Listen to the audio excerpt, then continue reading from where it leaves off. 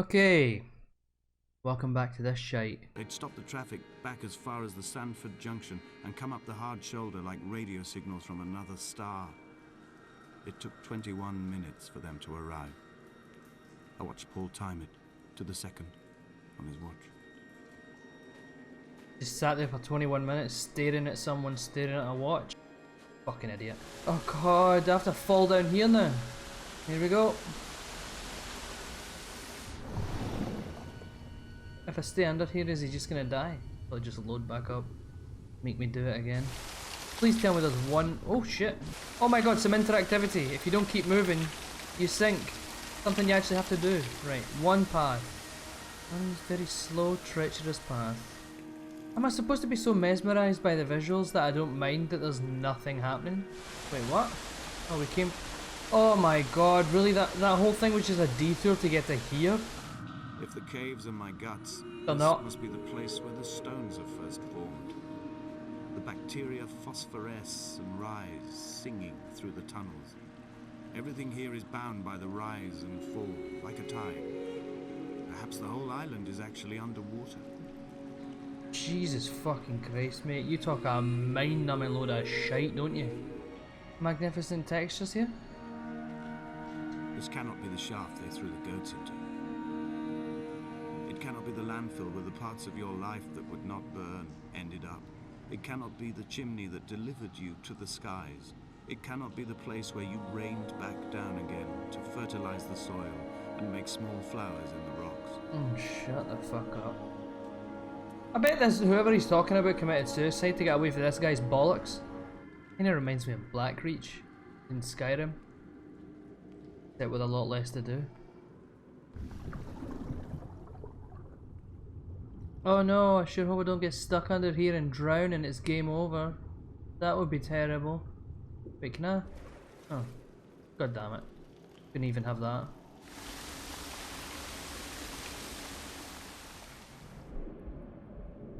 How many gaping holes is this fucking idiot gonna jump into? Wait a minute. What's this? Money! Can't pick it up though. Oh my god, look how slowly I'm walking. Look how slowly I'm walking. Okay, whatever that was, it's over. Can I even get up there? That looks pretty... Well, apparently he's just gonna do that himself. Esther, what? I found the bitch. What does that mean? Finish chapter? Finish? Chapter 1 was way longer than that. Why am I complaining? Well, you know why I'm complaining. I'm complaining because that means there's less time for something interesting to happen in this piece of shit game. I mean, this looks pretty at least this time. But still, it's for nothing. It's for no reason. Fucking write a short story. I wish I could have known Donnelly in this place. We would have had so much to debate. Did he paint these stones or did I? Who left the pots in the hut by the jetty? Who formed the museum under the sea? Who fell silently to his death into the frozen waters? Who erected this godforsaken aerial in the first place? Did this whole island rise to the surface of my stomach, forcing the gulls to take flight? Obviously not!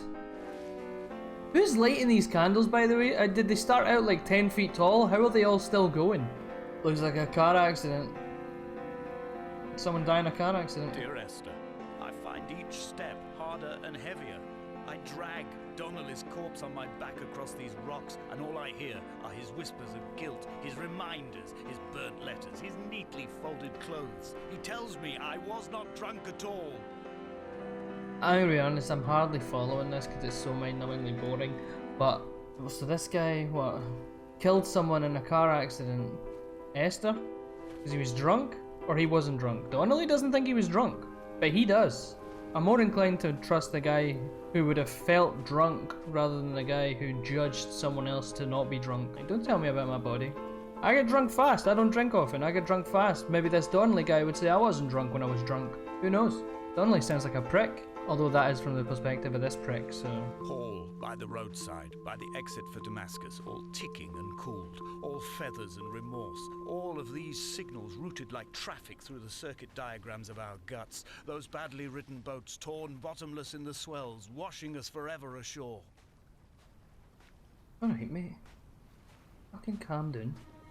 From here, I can see my armada. I collected all the letters I'd ever meant to send to you, if I'd have ever made it to the mainland, but had instead collected at the bottom of my rucksack, and I spread them out along the lost beach. Then I took each and every one, and I folded them into boats. I folded you into the creases, and then, as the sun was setting, I set the fleet to sail. Shattered into 21 pieces, I consigned you to the Atlantic, and I sat here until I'd watched all of you sink. Bullshit, mate. They haven't even all sank, so I don't know what you're talking about. There's even a couple on the shore. You're full of shit. Oh, damn it. Eggs? Why are there eggs? Not even breakfast time. Oh my god, I can see a stairway up there as well. Have I got to go all the way there? A sound of torn metal, teeth running over the edge of the rocks, a moon that casts a signal. As I lay pinned beside you, the ticking of the cooling engine, and the calling from a great height, all my mind as a bypass. Oh, hello. A person. Can it be? Is something gonna happen? Don't bet on it, Dave. I've begun my voyage in a paper boat without a bottom. I will fly to the moon in it. No, you won't. I've been folded along a crease in time, a weakness in the sheet of life. Now you've settled on the opposite side of the paper to me. I can see your traces in the ink that soaks through the fibre, the pulped vegetation. When we become waterlogged and the cage disintegrates, we will intermingle. When this paper aeroplane leaves the cliff edge and carves parallel vapor trails in the dark, we will come together. Yeah, fuck off. I know there was somebody here. What is this? Stop teasing me. Oh, something's gonna happen. No, it fucking isn't. And he was proceeding on his journey. They've basically just painted on the rocks for me to see as I'm slowly walking across the rocks. He's walking across the rocks. Jesus fucking Christ, it's like they're rubbing it in. Imagine at some point I discovered there was a run button this whole time. If only Donnelly had experienced this, he would have realized he was his own shoreline, as am I. Just as I am becoming this island, so he became his syphilis, retreating into the burning synapses, the stones, the infection. Returning to my car afterwards, hands still shaking, and a head split open by the impact. Goodbye to tearful aunts and traumatized uncles. What? Goodbye to the phenomenal. Goodbye to the tangible. Goodbye Wolverhampton. Good riddance. Goodbye Sanford. Goodbye Cromer. Goodbye Damascus. This cliff path is slippery in the dew. It is hard to climb with such an infection. I must carve out the bad flesh and sling it from the aerial. I must become infused with the very air. What? Is he gonna kill himself up here? I have dredged these waters for the bones of the hermit, for the traces of Donnelly, for any sign of Jakobsen's flock, for the empty bottle that would incriminate him. I have scoured this stretch of motorway 21 times, attempting to recreate his trajectory. The point when his heart stopped dead and all he saw was the moon over the Sanford Junction. He was not drunk, Esther. He was not drunk at all, and it was not his fault. It was the converging lines that doomed him. This is not a recorded natural condition. The gulls do not fly so low over the motorway and cause him to swerve. The paint scored away from his car in lines like an infection, making directly for the heart. I have run out of places to climb. I will abandon this body and take to the air. No, you fucking won't, mate. Dear Esther, I have burnt my belongings, my books, this death certificate. Mine will be written all across this island. Who was Jakobsen? Who remembers him? Donnelly has written of him, but who was Donnelly? Who remembers him? I have painted, carved, hewn, scored into this space all that I could draw from him. There will be another to these shores to remember me. I will rise from the ocean like an island without bottom, come together like a stone, become an aerial, a beacon that they will not forget you. We have always been drawn here. One day the gulls will return and nest in our bones and our history. I will look to my left and see Esther Donnelly flying beside me. I will look to my right and see Paul Jacobson flying beside me.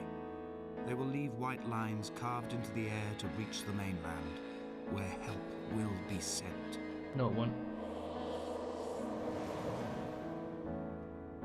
What about the last minute and a half? I haven't even been controlling this. Instead of making him walk and climb slowly, I've had to watch him walk and climb slowly. He even falls slowly! This isn't gonna kill him! That plant's not waving around in slow motion. This is actually how fast he's falling. Oh my god, he's turned into a fucking bird, hasn't he? Twat. Hey, I've never seen his feet. Was he a bird the whole time? Jesus fucking Christ.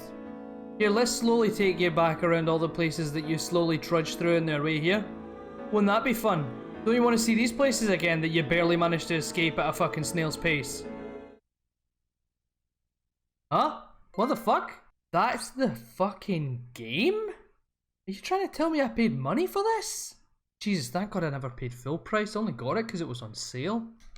Oh yeah, of course you can't skip the fucking credits. Of course you can't skip the credits. There were so many people involved, by the way. No music either. Like seriously, you're gonna play no music over the credits. You're just gonna sit here and make me silently watch a list of names scroll up the fucking screen for God knows how long. I mean, it's completely on brand for what the rest of this game was, but for fuck's sake. Well, that was Dear Esther. I think what I'm going to do now is delete it from my PlayStation and forget that it ever happened. Thanks for watching.